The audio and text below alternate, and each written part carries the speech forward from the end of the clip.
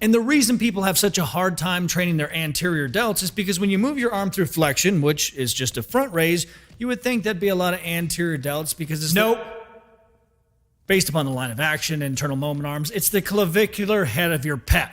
Damn it. So I read through all the case studies that had anything to do with the delts. That way we can figure out the absolute best exercises that are backed by science so you didn't have to. I mean, you can go through and read all of them, but they're not a great read. They're no zoo books. That was such a good commercial.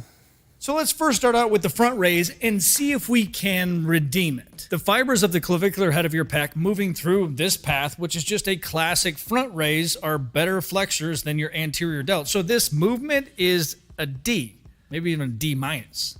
And I would bet you had the same idea that I did. Let's just move away from the pec towards scaption or even the frontal plane, and that'll isolate the anterior delt more. The problem is, this case study will back it up, but common sense will tell you the more you move in that direction, you're basically just doing abduction. So you're going to bring in the lateral head, which also sucks. But we can save this dumpster fire of an exercise because there's one thing we haven't factored in yet, and that's the orientation of your humerus. We know that when you pronate or internally rotate your humerus, you're going to get more lateral and even posterior fibers. Now, when you supinate it, that's where we're going to isolate that anterior delt.